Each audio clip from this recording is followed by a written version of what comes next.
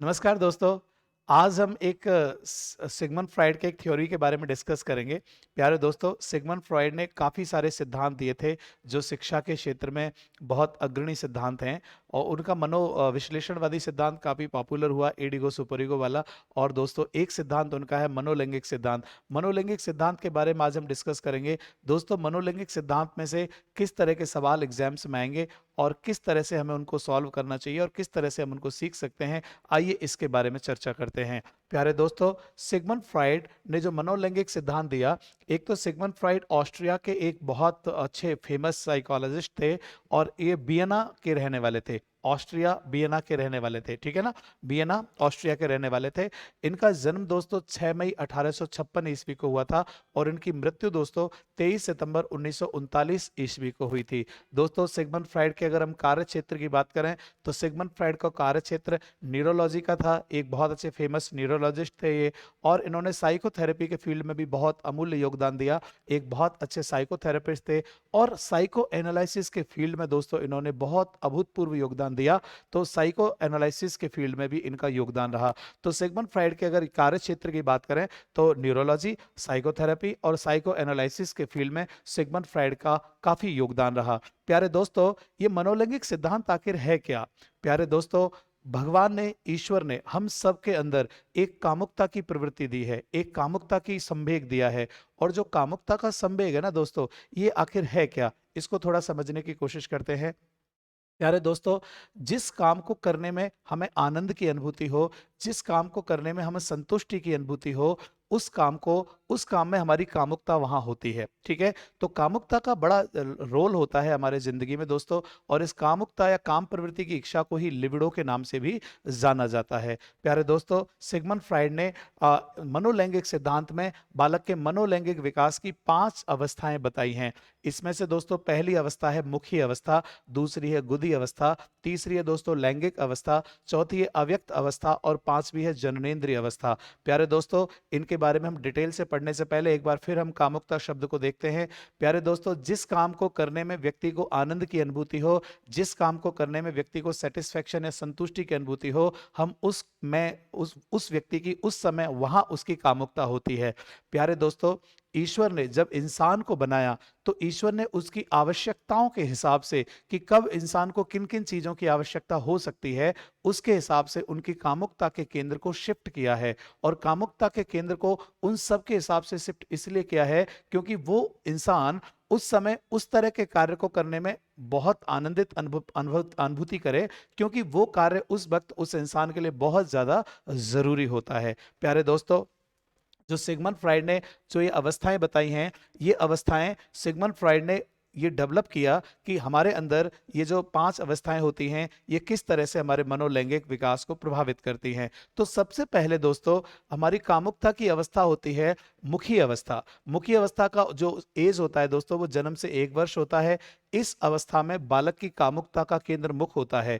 और जब बालक की कामुकता का केंद्र मुख होता है तो बच्चा किसी भी चीज को मुंह से चूस कर और आनंद की अनुभूति करता है, यानी कि बच्चे को मौखिक क्रियाएं करने में आनंद की अनुभूति होती है। ऐसा ईश्वर ने इसलिए बनाया दोस्तों, क्योंकि अगर ऐसा ईश्वर नहीं बनाता तो बच्चा भूखा ही रहता।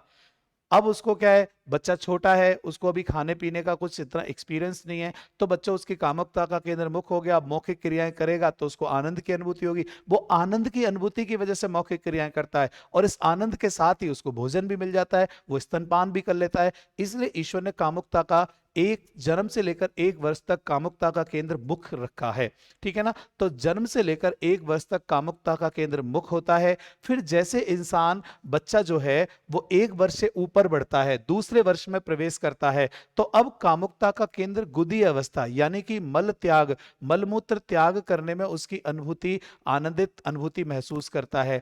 ऐसा दोस्तों इसलिए किया गया क्योंकि अब बच्चे का जो पाचन है वो बेटर हो सके, उसकी पाचन तंत्र जो है वो इफेक्टिवली काम कर सके।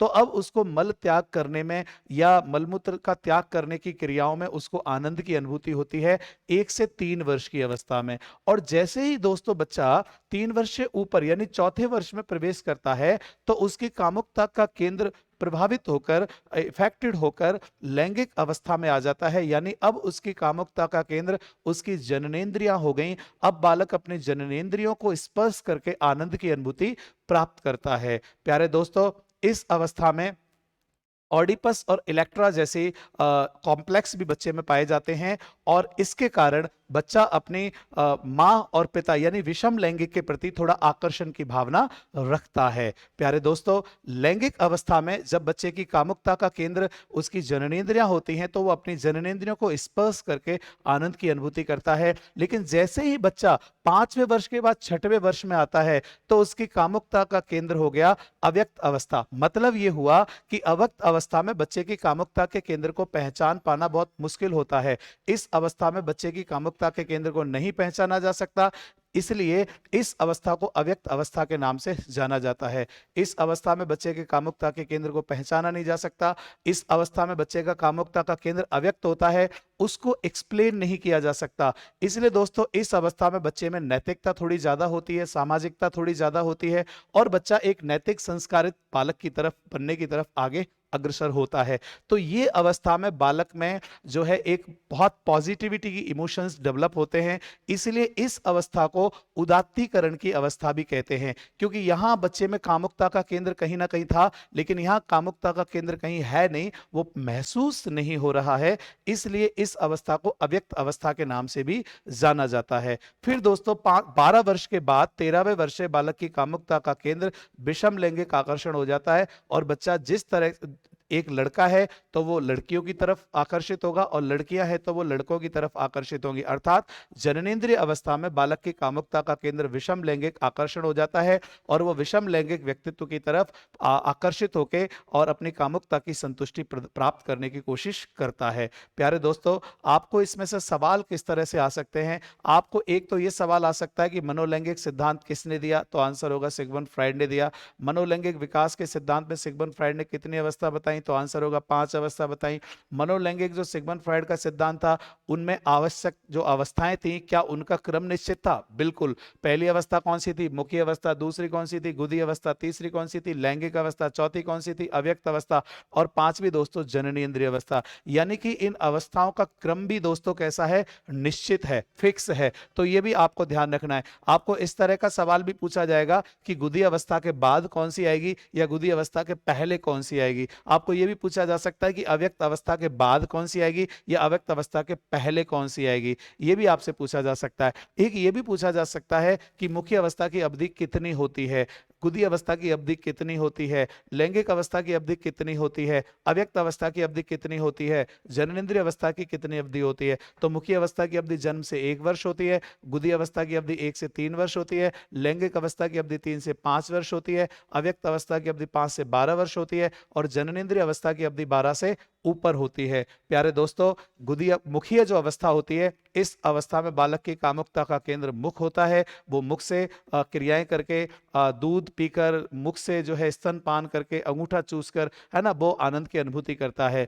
फिर उसकी गुदी अवस्था आती है तो वो मल त्याग करके, मलमूत्र त्याग करके वो आनंद की अनुभूति करता है। प्यारे दोस्तों, सिगमंड फ्राइड ने इस सिद्धांत में यह भी बताया कि जो बच्चे आसानी से मल त्याग करते हैं उनका व्यक्तित्व कैसा होता है और जो बच्चे मल को रोकते हैं या मलमूत्र त्याग करने में थोड़ा सा आलस करते हैं उन लोगों का व्यक्तित्व कैसा होता है। इसके लिए हम आगे कभी एक और वीडियो आप लोगों के लिए बनाकर देंगे ताकि आप आसानी से घर बैठे अपनी तैयारी को बेहतरीन कर सके। प्यारे दोस्तों, लैंगिक अवस्था जो थी, इस लैंगिक अवस्था को 3 से 12 वर्ष का माना और 3 से 5 वर्ष का माना। और लैंगिक अवस्था में बच्चे की कामुकता का केंद्र क्या होता है दोस्तों?